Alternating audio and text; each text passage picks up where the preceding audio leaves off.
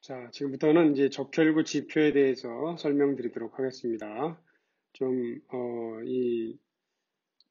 그 1학기에 배우는 내용 중에서, 혈액학 강의 중에서 가장 중요한 부분이라고 생각하시면 되겠습니다. 분량이 좀 많기 때문에 파일을 조금 나눠서 이렇게 설명드리도록 하겠습니다. 뭐 개론적인 내용인데요. 적혈구 지표, 인덱스의 복수형입니다. RBC 인디시스, 적혈구 지표. 자, 이제 지표는 결론적으로 말씀드리면 뭐냐면, 여기에 관심사는 뭐냐면, 적혈구의 용적이 어떻고, 그 다음에 헤모글로빈의 양이 어떻고, 이것이 이제 관심사인 거예요. 이 두 가지 팩터를 가지고서 몇 가지 지표를 만들게 됩니다. 그 목적은 뭐냐면, 이제 재생성 평가하는 거예요. 재생성. 자, 빈혈 환자에서는 재생성 평가가 매우 중요합니다. 재생성이 있는 빈혈이다 그러면 기존적으로 용혈 아니면 출혈이 됩니다. 그렇기 때문에 재생성 정보를 정확하게 하는 게 매우 중요해요. 그렇기 때문에 이제 이 적혈구 용적과 또 헤모글로빈 팩터를 가지고서 몇 가지 지표를 만들어서 그동안 재생성을 사실 이제 원론적으로는 뭐냐면 가장 정확한 방법은 첫 시간에 설명드렸던 레티큘로사이트 스테인이나 NMB 스테인을 가지고서 RNA가 조금이라도 있는 그 미성숙한 적혈구들을 잘 찾아내면 되는 거예요. 그게 가장 정확한 건데, 이 번거롭거든요. 한 30분 이상 걸리고. 그렇기 때문에 이제 그런 번거로운 과정이 없이 어떻게 자동화한 기계로 이 재생성을 평가할 수 있는 방법이 없느냐? 당연히 어떻게 했어요? 이 장비에서 미성숙한 적혈구를 정확하게 따로 카운트를 해낼 수 있으면 되겠죠. 그렇죠? 자, 그런데 이제 그런 기술이 소개된 것이 얼마 안 됩니다. 그렇기 때문에 그 전에는 어떻게 이용을 했느냐? 뭐 QBC는 여기서 이제 논외가 됩니다. 거기서는 뭐 사실 뭐 거의 기대할 부분이 없기 때문에. 그러나 이제 쿨터 프린서플에 의해서 자동화 장비가 이제 출시가 되면서 이 용적과 헤모글로빈에 기초한 여러 가지 지표들을 만들어냈는데 이걸 가지고 접근을 해보니까 굳이 미성숙한 적혈구를 NMB 스테인이나 레티큘로사이트 스테인을 통해서 계수하지 않아도 그래도 재생성 있는 여부를 좀 알 수는 있겠구나 싶어가지고 그동안 많이 이 지표와 관련해서 공부를 했죠. 자, 그런데 이제 몇 년 전부터 미성숙한 적혈구를 어떻게 보면 사람보다 더 정확하게 구별해낼 수 있는 장비들이 이제 출시되기 시작한 거예요. 어드비아, 또 지멘스의 뭐 시스맥스, 그 다음에 뭐 프로사이트 같은 또 셀다인 뭐 이런 장비들이 있으면서 미성숙한 적혈구를 정확하게 사실 이 자동화 장비에서 가장 중요한 거는 미성숙한 적혈구를 계수할 수 있느냐 없느냐 이거예요. 정확하게가 중요한 겁니다. 정확하지 않지만 레티큘로사이트 항목이 있는 그런 장비들도 있는데 그건 실질적으로는 도움이 안 되죠. 그렇죠? 정확하게 계수할 수 있는 어드비아, 시스맥스, 프로사이트, 셀다인 또는 뭐 포사이트 뭐 이런 정도의 장비들이 출시가 되면서 장비에 의해서 정확하게 미성숙한 적혈구 계수가 가능해진 거예요. 그러면서부터는 사실 이 지표와 관련된 부분의 중요성이 많이 떨어지게 되었습니다. 실제 공부해 보시면 아시겠지만 사실은 이 지표에 대해서 몇 가지 프린서플을 설명드리지만 예외적인 경우가 좀 많아요. 그러다 보니까 여러분들이 많이 어려워들 하고 그런 부분이 있고 사실 임상 수의사들도 사실 혈액학에서 이 지표와 관련된 부분은 참 머리에 쥐가 나는 부분이기 때문에 그렇게 즐거워하지는 않습니다. 뭐 몇 년 후면은 굳이 이 지표에 대한 부분은 더 이상 설명할 필요가 없을 것 같아요. 왜냐하면 저렴한 가격, 그렇게 비싸지 않은 가격에도 정확하게 미성숙 적혈구가 계수가 되는 장비들이 출시가 될 거기 때문에 지금은 좀 고가거든요. 최소한 한 뭐 4천 이상은 줘야 되기 때문에 사실 지금은 좀 그림의 떡인 경우가 많이 있기는 합니다. 물론 랩에 의뢰하면 또 얘기가 달라지긴 하지만 그러나 이제 하여튼 여러분들하고 또 몇 년간은 그래도 이 지표의 원리에 대해서는 좀 알아야 될 것 같고 그 다음에 검사 장비의 측정 원리 이 정도는 좀 알아야 되지 않을까 싶겠네요. 네, 자 그러면 이제 서론이 길었는데 설명드리도록 하겠습니다. 지표가 되게 많습니다. 되게 많지만 네, 하나하나 보면 돼요. 자, 매뉴얼 메서드. 그쵸. 이 자동화 장비가 출시되기 전에는 매뉴얼로 계산을 했죠.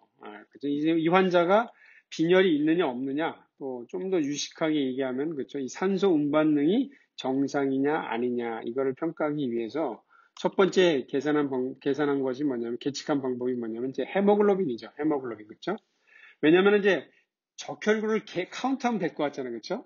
그런데 아마 여러분들이 생리학 시간에 그 매뉴얼 방법으로 카운트하는 방법을 실습해 보셨는지 모르겠는데 그게 상당히 어려워요. 적혈구 계수하는 방법, 그 다음에 또 백혈구만 계수해서 매뉴얼로 이 카운트하는 방법이 혈구 계산판 들어보셨죠? 헤마사이토미터에서 이제 올려놓고서 카운트하는 방법, 카운트하고 계산하고 이런 게 있는데 쉬운 방법이 아니죠. 그렇죠? 그러니까 이제 간접적인 방법.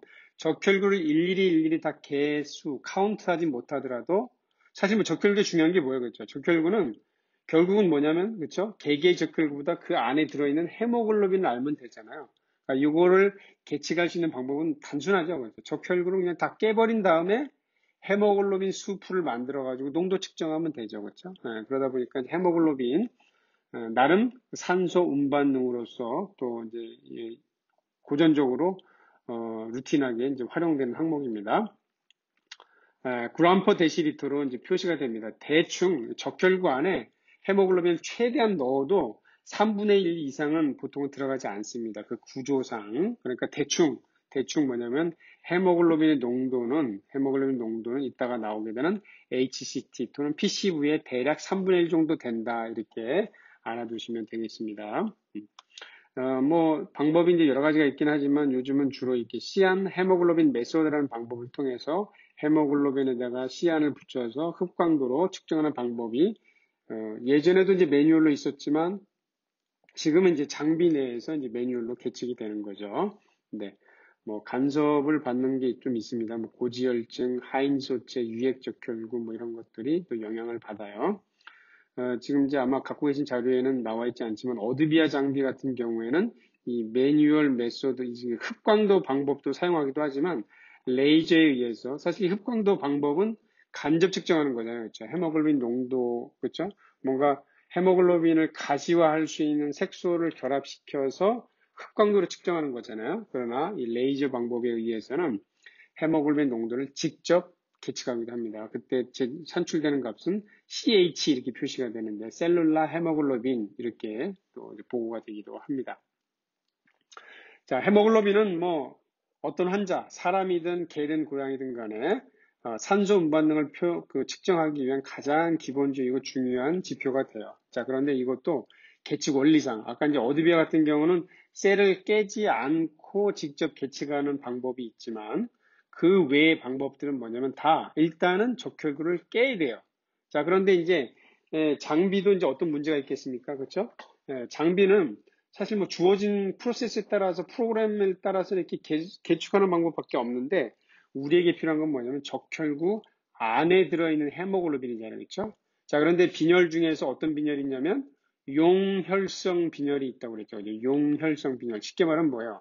적혈구 안에 있는 헤모글로빈이 적혈구 밖으로 빠져나오는, 그쵸? 자, 그런데 이제 이렇게 용혈이 돼서, 헤모글로빈이 이제 혈장에 막 떠다니는 경우에도, 그쵸? 헤모글로빈 농도는 계측이 될 거 아니에요, 그쵸? 그러나 이제 우리가 필요한 거는 적혈구 안에 있는 건데, 이 용혈이 된 경우는, 아시겠죠? 이 계측된 값이 적혈구 안에 있는 헤모글로빈인지, 이 용혈 프로세스에 의해서 자유롭게 돌아다니는 헤모글로빈인지를 알 수가 없잖아요. 그러니까 용혈이 있는 환자에서는 이 헤모글로빈 지표는 아주 쥐약입니다. 그렇죠? 이런 경우는 이 헤모글로빈을 참조하면 안 된다. 이 얘기도 말씀드리겠고, 이렇게 이 헤마토크리트 튜브를 이용을 해서 매뉴얼로 계산을 했습니다. 근데 매뉴얼로 하다 보니까 우리가 할 수 있는 거는 뭐예요, 그렇죠? 이 뭐 혈장 색깔이 어떤가 뭐 이런 거 본다든지 그렇죠? 이 버피코트, 자, 이 충의 두께를 가지고서 대략 몇 개 정도 세포가 있겠다 이렇게 우리가 어프락시메이션을 할 수 있긴 하잖아요, 그렇죠? 정확도는 떨어지긴 하지만 그렇죠? 이 정도. 그 다음에 팩트셀 볼륨을 이제 그렇죠? 헤마토크릿 리더를 통해서 이제 이렇게 알 수 있는 것 정도 상당히 제한적이죠, 그렇죠? 그래서 이제 이 효과를 하곤 했습니다. 조금 전에 그 비장 영양 말씀드리기 위해서 이제 예시인데요. 자, 이제 시주가 이렇게 40분 전이겠죠, 그렇죠? 40분 전에 이제 골절이 있었던 것 같은데 이 환자가 이렇게 내원을 했습니다. 내원했을 때 RBC가 950만 개. 근데 하루 지나서 이제 완정화되면서는 또 RBC가 600만 원 떨어졌고 이 수준으로 계속 유지가 됐어요. 이게 뭐냐면 응급 상황에서 비장이 수축하면서 농축혈이 나오면서 일시적으로 적혈구 증가증 또는 적혈구 증가증이 이제 나타났던 그런 경우입니다. 자, 이제 오토 장비, 나름 이 자동화 장비라고 이름을 붙일 수 있을 만한 게 1세대가 이제 QBC, 아이덱스라는 회사에서 만든 QBC, 그 다음에는 이제 임피던스 장비들이 줄줄이 나오게 됐고요. 여기 뭐, 니온고덴, 베데이비시, 호리바, 포치, 헤마베 등등의 이름으로 팔리고 있습니다. 그 다음에 이제, 레이저, 가장 진보된 장비죠. 레이저 방법에 의해서 나오는 것이 셀다인, 어드비아, 시스맥스, 뭐 이런 장비들이 또 자동화 장비로 출시가 돼서 이제 사용이 되고, QBC, 아이덱스 회사에서 좀 머리를 썼는데 뭐냐면 이 튜브를 일단은 좀 더 굵은 걸로, 이 내경이 좀 더 굵은 걸로 만들고, 이 안에다가 유리 막대기도 하나 넣어서 이 버피 코트를 확장시키는, 머리를 잘 썼죠, 그렇죠? 그 다음에 또 하나 뭐냐면 이 내벽에 DNA, RNA, 리포프로테인 주로 이제 백혈구들을 감별하기 위한 건데 백혈구 세포들의 주로 이제 다양하게 분포하는 RNA, DNA, 리포프로테인을 염색할 수 있는 형광 염색을 묻혀놓은 거예요. 그래서 원심하면 원심에 의해서 PCV도 개측하지만 버피코트를 확장시켜가지고 나름 그렇죠 셀 종류별로 또 감별할 수 있도록 이렇게 염색도 시키고 또 이런 나름 진보된. 그러니까 이제 근데 뭐 원리상 봤을 때는 그렇죠 고장 날 일이 별로 없죠.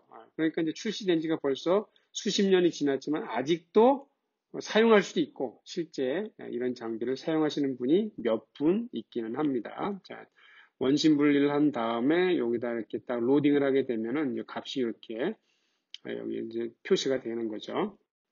네. 연층을 확장시켜가지고 이렇게 보시면 뭐 DNA, 그쵸, 리포프로테인, 그 다음에 리포프로테인도 있고 RNA도 있고 그쵸, 이런 것들을 염색하는 염색약이 있어가지고 나름 백혈구의 종류를 구분하는 백혈구의 종류 구별이 되게 중요하거든요. 나름 완벽하진 않지만 그렇죠, 이렇게 백혈구 종류도 구별하고 그 다음에 이제 적혈구 PCV는 뭐 당연히 기본으로 나오고 그렇죠. 그 다음에 이제 RNA가 있는 미성숙한 적혈구도 그래도 좀 어느 정도 접근하고, 그 다음에 혈수판 수도 또 이렇게, 혈수판도 이제 그 정해진 위치가 있기 때문에, 연층에서 정해진 위치가 있기 때문에 이런 식으로. 그래서 머리를 잘 썼습니다. 그래서 예시를 보면은 이런 식으로. 적혈구계 쪽에서는 이렇게, MCHC, 헤모글로빈, HCD 세 가지 지표가 나오고요. MCHC는 계산한 겁니다. 그러니까 뭐냐면 헤모글로빈을 HCT로 나눈가. 그래서 결과적으로 뭐냐면 이따 뭐 다음 시간쯤에 나오겠지만 평균 적혈구 헤모글로빈 농도가 MCHC입니다. HC는 이제 장비에서 계측했기 때문에 HCT 이따 설명드리겠지만 헤마토크리트라고 표현하는데 뭐 거의 매뉴얼 방식이니까 이제 PCV랑 같은 값이라고 보시면 되겠죠. 그다음에 헤모글로빈은 역시 또 이게 또 스펙트로포토메트리 방법으로 또 측정을 하는 거고요. 백혈구 쪽은 이제 완벽하게 간별 계산을 하지는 못합니다. 다만 이제 과립구, 그 다음에 림프 모노를 또 하나로 묶어가지고 이런 식으로 러프하긴 하지만, 그 다음에 혈소판. 그 다음에 이제 그 세망적혈구도 이제 보고를 한다고 하지만, 아무래도 그렇죠. 매뉴얼 방법을 조금 자동화시켰다 뿐이지, 그렇죠. 검사 원리상 그렇게 혁신적인 방법은 또 아니잖아요. 그렇죠. 그러다 보니까, 그래도 뭐 그 당시에로서는 이제 상당히 유용한 장비이긴 해서, 뭐 우리나라에서도 거의 90년대부터 2000년대 넘어오기 전 그 사이에 또 많이 사용했던 장비이기는 합니다. 그러니까 매뉴얼로 헤마토크리트 분석하던 것을 자동화시킨 장비다. 이렇게 좀 생각하시면 되겠습니다. 자, 여기서 잠깐, 아까 제가 산소 운반능 얘기할 때 PCV, HCT 또는 헤모글로빈 종을 중요하게 생각하고 RBC는 그렇지 않다 그랬는데 그 예시입니다. 그 예시. 자, 환자 A, 환자 B가 있는데 적혈구 숫자를 보니까 어때요? 마이크로리터당 비슷하게 600만 개가 있네요. 그렇죠? 자, 그런데 이 환자 보시면 헤모글로빈은 하나는 10.1g 데시리터, 오른쪽은 14.6g 데시리터 차이가 나네요. 그렇죠? HCT도 어때요? 30%또 43.1% 차이가 많이 나대요. 맞죠? 자, 이게 뭐냐면 적혈구 개수는 같아도 그 얘기는 뭐예요? 적혈구 개수는 같지만 뭐예요? 용적과 그 안에 들어있는 헤모글로빈의 양이 다르다 이런 얘기죠. 다르다. 이 경우는 아주 극단적인 얘기는 하지만 개이긴 하지만 이제 MCV가 이 환자는 지금 49밖에 안 되는데 이런 환자들은 주로 어떤 환자냐면 피를 주기적으로 뽑아내는 이제 공혈견 같은 경우는 이렇게 되기가 쉬워요. 이렇게. 또는 어떤 원인에 의해서 헤모글로빈 활용이 억제가 되는 환자들도 특히 이렇게 될 수는 있는데 아니면 이제 뭐 어린 선천적으로 뭐 심장병이 있는 환자들은 보통 이제 주기적으로 사혈을 시키기도 하거든요. 그렇게 되면은 공혈견하고 비슷하게 철분이 고갈이 되면서 철분이 부족하면 이제 MCV가 낮아지게 되어 있습니다. 이거는 이제 평균 혈구 용적이라고 하는데 이게 쉽게 말하면 적혈구가 작아져요. 작아져. 그러니까 개수가 같아도 그 안에 담을 수 있는 헤모글로빈의 양이 다르니까 어떻게 했어요? 헤모글로빈이 다른 원자보다 떨어지게 되겠고, 그렇죠? HC도 떨어지게 돼요. 그래서 이제 적혈구에서는 기본적으로 산소 운반능은 헤모글로빈 HCT가 중요하다. 그러나 뭐 항상 뭐 세 가지는 다 이제 참고를 해야 되겠죠. 네, 백그라운드가 HCT. 자, HCT는 헤마토크릿, 크릿 요거는 뭐 분리하다 뭐 이런 의미가 있습니다. PCV랑 같은 비슷한 의미다 보면 되는데 장비에서 산출된 값을 헤마토크릿이다 이렇게 생각하시면 되겠습니다. 뭐 헤마토크리스라는 게 뭐 계산한다 그러면 뭐겠어요, 그죠? 적혈구 개수가 되고 평균 세포 용적을 알게 되면 그쵸? 곱해주면 되겠죠. 평균 세포 용적과 적혈구를 카운트하게 되면은 카운트해서 곱해주면은 HCT가 되겠죠. 그러니까 QBC에서는 RBC 카운트가 안 되거든요. 그러니까 엄밀하게는 QBC에서 산출되는 값은 헤마토크리트가 아니고 뭐예요? PCV가 되는 거죠. 자, PCV는 사실 따지고 보면은 아까 그 마이크로 헤마토크리틱 튜브에 원심해가지고, 그렇죠. 아래쪽에 적힐고 패킹이 되긴 하지만 그 안에도 또 뭐 양이 많지는 않지만 또 혈장이 좀 섞여 있긴 하겠죠. 그러니까 일반적으로 PCV는 HCT보다는 조금 더 높은 값을 보입니다. 네, 아까 앞에서 설명드린 것처럼 HCT는 이제 PCV랑 마찬가지로 산소 운반능 지표로 활용이 된다.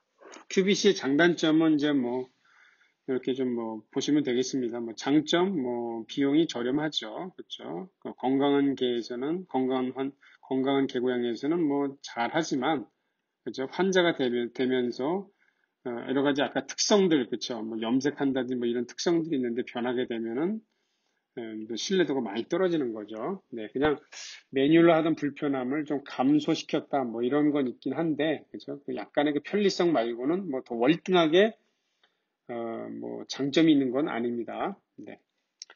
자, 본격적으로 이제 자동화 장비는 바로 이 쿨터 선생님에 의해서 시작이 됐죠. 이분이 아마 전자공학도인지 물리학도인지 전자공학도였던 것 같은데 이분이 쿨터 프린서플이라는 걸 찾으셨어요. 확립을 하셨습니다. 지금도 이제 이 쿨터라는 회사도 있기도 한데 100만 쿨터라는 또 회사가 있습니다. 그러니까 이분이 찾은 게 뭐냐면 혈구들은 비전도체.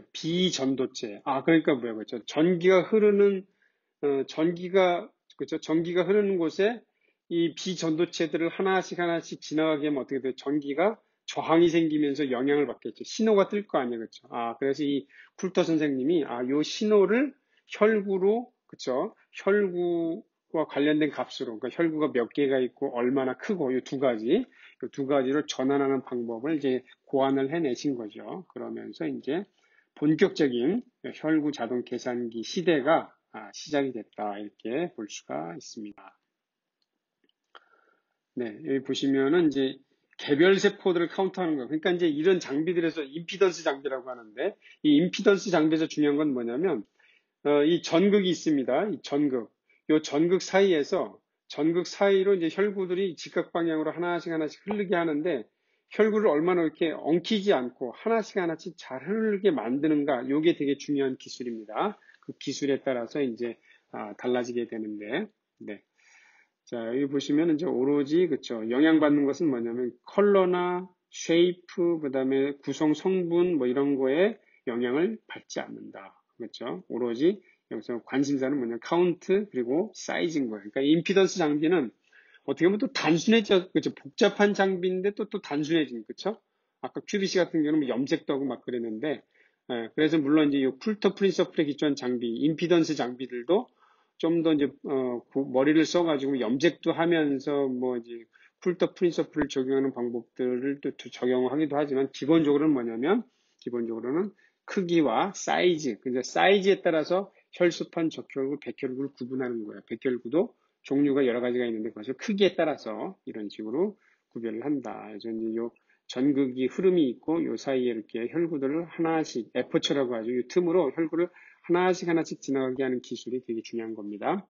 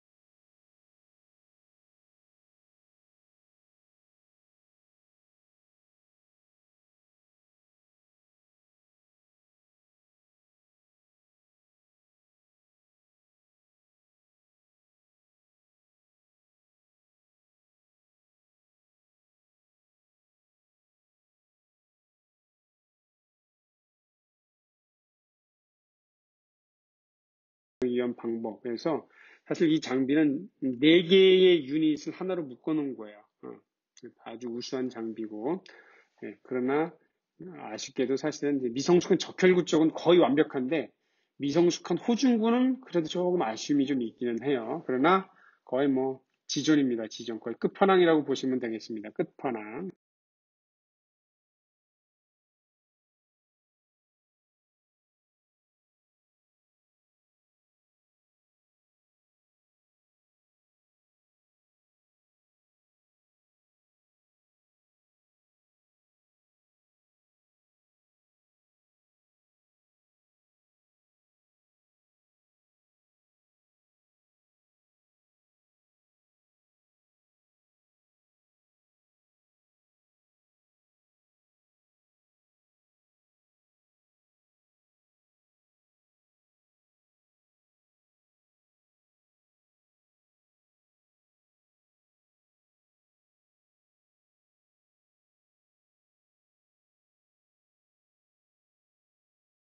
이 장비 결과지를 딱 받아보면 이렇게 나와요.